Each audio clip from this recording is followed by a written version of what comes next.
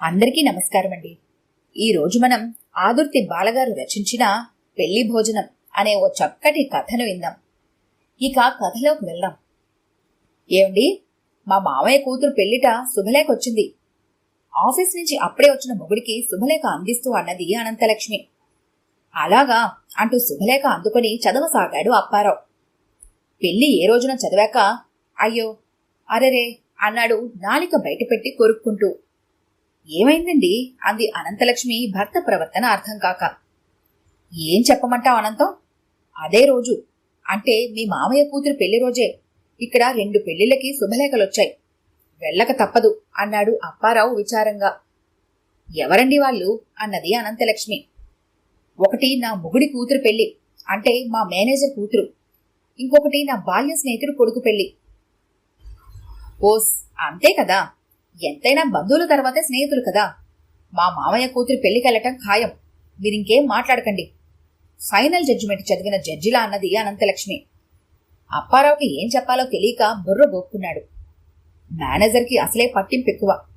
వాళ్ళింట్లో పెళ్లికి మారడం కుదరదు, అలాగని భార్యకి ఎదురు చెప్పలేడు. కాసేపు మెదడుకి పదును పెట్టాక ఫ్లాష్లా వెలిగిందో ఐడియా. అది కాదురా అనంతం, మీ మావయ్య కూతురు పెళ్లి ఎక్కడో హైదరాబాద్లో కదా జరిగేది. మనిద్దరం అంత దూరం వెళ్లాలంటే అక్కడికి రాను పోను ప్రయాణం ఖర్చులు ఆటో ఖర్చులు కలిపి 1500కి తక్కువ అవదు. అదీకాక పెళ్లి మీ వైపు వాళ్ళదు కనుక నువ్విచ్చే గిఫ్ట్ కూడా భారీగానే ఉంటుంది. ఇటొచ్చి మొత్తం 2000కి తక్కువ కాదు కదా. అదే మా ఊళ్ళో పెళ్ళనుకో ఆ ఖర్చులన్నీ కలిసొచ్చినట్టేగా. పైగా గిఫ్ట్ మనం ప్రత్యేకంగా కొనక్కర్లేదు. ఆఫీస్ స్టాఫ్ అంతా తలా 100 వేసుకొని కొంటున్నారు కాబట్టి ఆ 100 ఖర్చు తప్పితే మనకింకేం ఖర్చుండదు. మిగిలిన డబ్బు పెట్టి నువ్వు ఏ చీర కొనుక్కోవచ్చు. భార్య ముఖ కవలికలను పరిశీలిస్తూ అన్నాడు అప్పారావు. చీర కొనుక్కోవచ్చు అనేసరికి అనంతలక్ష్మి మెత్తబడిపోయింది. పైకి మాత్రం పోనీలండి, మీరు నోరు తెరిచి అడుగుతున్నారుగా పాపం, మీ మాట కాదనలేకపోతున్నాను. మా మావయ్య కదా సర్ది చెప్పుకుంటానులేండి, కానీ వాళ్ళకి మ్యారేజ్ విషెస్ చెబుతూ ఓ టెలిగ్రామ్ పంపించండి. అన్నట్టు నా చీర కోసం మిగుల్చుకున్న డబ్బులు ఇలా ఇచ్చేయండి మరి అన్నది. నీ ముందు మార్వాడి వడ్డీ వ్యాపారి కూడా పనికిరాడు, భార్య చేతిలో డబ్బు పెడుతూ అనుకున్నాడు అప్పారావు. ఇంతకీ ఒకే రోజు ఒకే ముహూర్తానికి 2 పెళ్లిళ్ళు కదా, ఏ పెళ్లికెళ్ళాలి మనం అన్నది అనంతలక్ష్మి.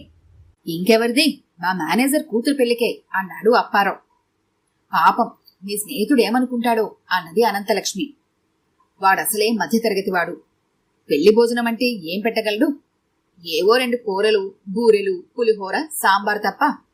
అవి పండుగలు పబ్బాలకి మనం చేసుకుని తినేవేగా. అదే మా మేనేజర్ అనుకో, వాడికి అసలే గొప్పలెక్కువ. ఏ స్టార్ హోటల్లోనూ భోజనాలు పెట్టేస్తాడు. అసలు ఆ భోజనం వైభవమే వైభవం అనుకో. ఆయన కొడుకు పెళ్లి విందు గురించి ఇప్పటికీ ఆఫీసులో చెప్పుకుంటూ ఉంటారు. 100 రూపాయలతో ఇద్దరం హాయిగా తిని రావచ్చు. బా, మీకెంత తెలివండి. 2 చేతులు ముందుకు చాపి అప్పారావు ముఖం ముందు గుండ్రంగా తిప్పి మెటికలు విరిచింది అనంతలక్ష్మి. ఆ రోజే అప్పారావు మేనేజర్ కూతురి పెళ్లి. ఉదయం 11 గంటలకి ముహూర్తమైతే తెల్లవారుజాము నుంచే తయారవ్వడం మొదలుపెట్టింది అనంతలక్ష్మి. శనగపిండిలో పెరుగు వేసి ఇంకా ఏవేవో కలిపి ఫేస్ ప్యాక్ వేసుకుంది. షాంపూతో స్నానం చేసింది. తల వెంట్రుకు నుంచి కాలి గోరు వరకు ప్రత్యేక శ్రద్ధతో అలంకరించుకుంది. అప్పారావుకి కడుపులో ఎలకలు పరిగెత్తడం మొదలుపెట్టాయి. భార్య టిఫిన్లో కాఫీనో చేస్తుందని ఆశగా చూశాడు. అద్దం ముందు నించుని తయారవుతున్న అనంతలక్ష్మికి ఆకలి దప్పల స్పృహ ఉన్నట్టు కనిపించలేదు. అద్దం ముందు నిలబడితే చాలు, ఇంట్లో దొంగల పడ్డా తెలియదు ఆడవాళ్లకి. కోపంగా అనుకొని వంటింట్లో డబ్బాలు వెతుక్కున్నాడు అప్పారావు. తినడానికేమైనా దొరుకుతుందేమో అని. ఏమీ దొరకలేదు. ఇంకా లాభం లేదనుకుని వీధి చివర ఉన్న ఇడ్లీ బండి దగ్గరికెళ్లి 2 ప్లేట్ల ఇడ్లీలు పార్సల్ చేయించుకొచ్చాడు. అనంతం, ఇలా వచ్చి ఈ 2 ఇడ్లీలు తిని నీ మేకప్ కంటిన్యూ చెయ్యి. కుర్చీలో కూర్చుని తన ఇడ్లీ పొట్లం విప్పుతూ అన్నాడు.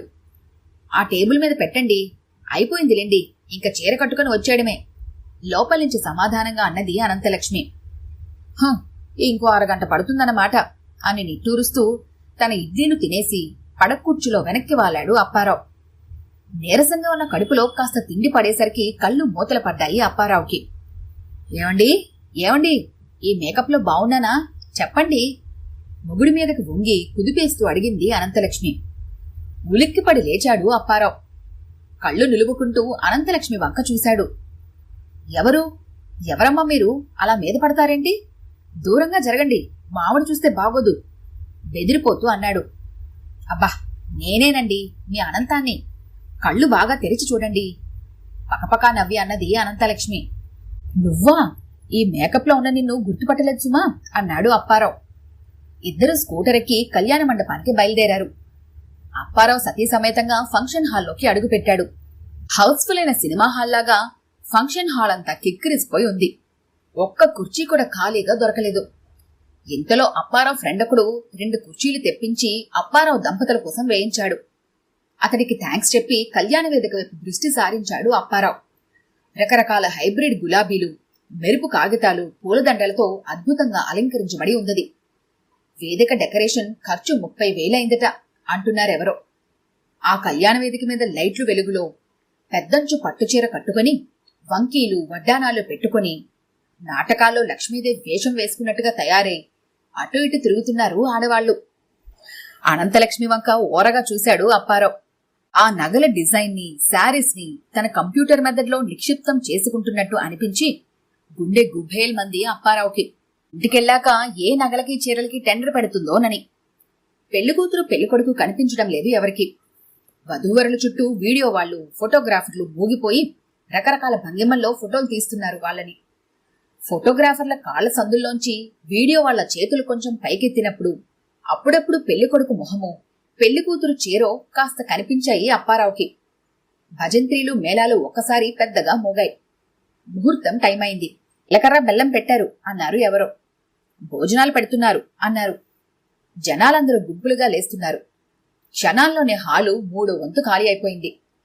ఎవరికి వారు తినేసి బయట పడిపోవాలని ఆత్రపడిపోతున్నారు. పదండి, మనం కూడా వెళ్దాం అన్నది అనంతలక్ష్మి.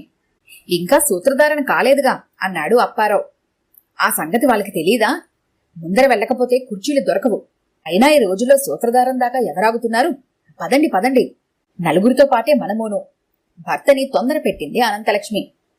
డైనింగ్ హాల్లో అడుగు పెట్టారు అప్పారావు, అనంతలక్ష్మి. అక్కడ ఆ విశాలమైన హాలు కూడా జనంతో నిండిపోయింది. ఓ పొడిగాటి ప్లాట్ఫామ్ మీద రకరకాల స్వీట్లు, హాట్లు, తినుబండారాలు పెద్ద పెద్ద పాత్రలతో పెట్టబడి ఉన్నాయి. ఓ పక్కగా పెద్ద పింగాణి ప్లేట్స్ దొంతర్లుగా పెట్టబడి ఉన్నాయి. వచ్చిన వాళ్ళందరూ తలో ప్లేటు తీసుకుని లైన్లో నిలబడుతున్నారు. అప్పారావు, అనంతలక్ష్మి చెరో ప్లేటు తీసుకుని లైన్లో నిల్చున్నారు. ప్లేటు చాపని వాళ్ళందరికీ క్యాటరింగ్ సర్వీస్ వాళ్ళు పాత్రలలో ఉన్న పదార్థాలను వడ్డిస్తున్నారు.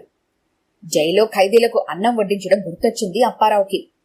బిర్యానీ, ఫ్రైడ్ రైస్, ఆలూ కుర్మా, బాదం హల్వా, ఇంకా రకరకాల కూరలు, పచ్చళ్ళు పళ్ళెం నిండా వేయించుకొని చివరిగా మంచినీళ్ల గ్లాసు పుచ్చుకొని ఎక్కడైనా కూర్చోడానికి చోటు దొరుకుతుందేమోనని చూశాడు అప్పారావు.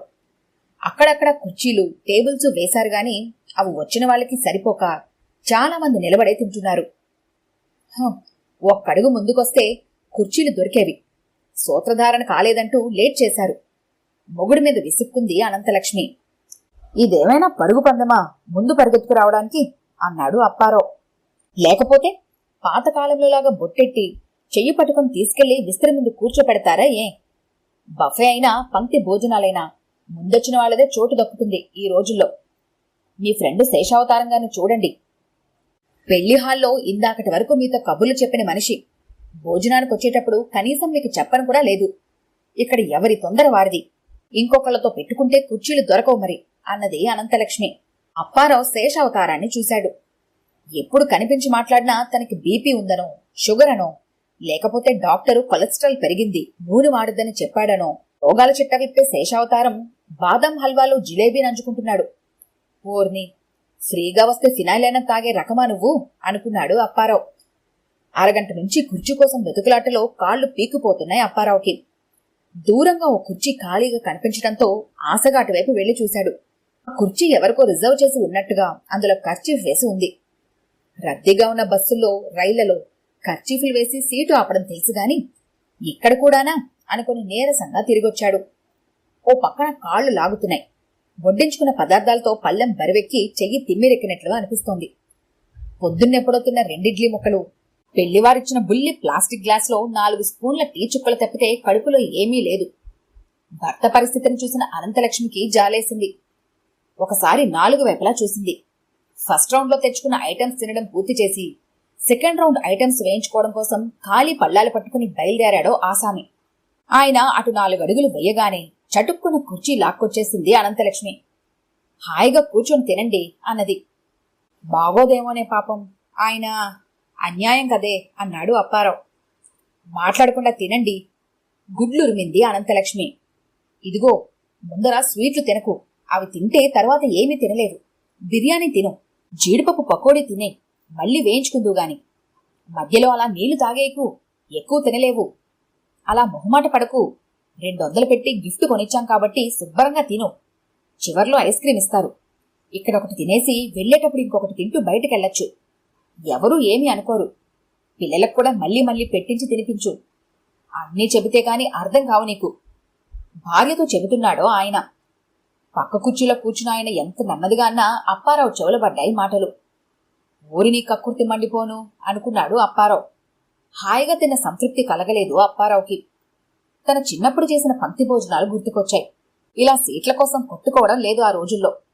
దగ్గరుండి విస్తరి దగ్గరికి తీసుకెళ్లి కూర్చోపెట్టేవారు. హాయిగా నిదానంగా పెళ్లివారు వడ్డిస్తుంటే కడుపు నిండా తినేవాళ్లం. క్రమంగా పద్ధతి మారి టేబుల్ మీల్స్ వచ్చాయి. ఆ పద్ధతి కూడా బాగానే ఉండేది. ఇప్పుడు అది కూడా తగ్గిపోయి బఫే సిస్టమ్ వచ్చింది. ఎవడి ప్లేటు వాడే, ఎవడి మంచినీళ్ళు వాడే తీసుకెళ్లి కూర్చోవడానికి. జాగా లేకపోతే ఏ మూలో నిలబడి తినాలి. ఏ పదార్థమైనా మళ్లీ తినాలనిపిస్తే తను కూర్చున్న కుర్చీ చూస్తుండమని పక్క వాళ్ళకి చెప్పడమో, ఆ కుర్చీ తనదని చెప్పడానికి ఏ కర్చీఫో పెట్టుకోవాలి. ఏమిటో, మారే కాలంతో పాటు కొన్ని సాంప్రదాయాలు మారిపోతున్నాయి. ఏమండి, వెడదామా? అనంతలక్ష్మి పిలుపుతో అప్పారావు ఆలోచనలు కడ్డుపడింది. అటెక్కడికెళ్తున్నారు? తిన్న పల్లాలు పడేసేది ఇటువైపు, ఓ పక్కగా ఉన్న డస్ట్బిన్ వైపు నడుస్తూ అన్నది భర్తతో అనంతలక్ష్మి. సగం తిని పడేసిన స్వీట్లు, తినలేక వదిలేసిన పెరుగన్నం, కడుపు పట్టక వదిలేసిన పదార్థాలతో ఉన్న ఎంగిలి పళ్ళాలన్నీ ఓ డస్ట్బిన్ నిండా ఉన్నాయి. మనిషి మనసుకున్న కక్కుర్తి కడుపుకి లేదు. ఓ లిమిట్ దాటితే కడుపు తినలేదు. వేస్ట్గా పడేసిన పదార్థాలను చూస్తూ అనుకున్నాడు అప్పారావు. చేతులు కడుక్కొని బయటకొస్తుంటే సగం తిని పడేసిన ఐస్ క్రీం కప్పులు, ప్లాస్టిక్ మంచినీళ్ల గ్లాసులు నేల మీద అస్తవ్యస్తంగా పడి ఉన్నాయి. ఇదిగో, ఇక ముందు ఏ పెళ్లికెళ్ళినా ఇలా అవస్థ పడకూడదు. పక్క వాళ్ళని చూసి తెలివి తెచ్చుకోవాలి అన్నది అనంతలక్ష్మి. ఇప్పుడు అప్పారావు ఏ పెళ్లికెళ్ళినా భోజనాలప్పుడు మాత్రం మొదటి రౌండ్లో మొదటి కుర్చీ తనే ఆక్రమించుకుంటాడు. హాయిగా భోంచేస్తాడు. పూర్వానుభవం కదా మరి. ఈ కథ కనుక మీకు నచ్చినట్లయితే లైక్ చేయండి, షేర్ చేయండి. మరిన్ని ఇంట్రెస్టింగ్ కథల కోసం మా ఛానల్ని తప్పకుండా సబ్స్క్రైబ్ చేసుకోండి.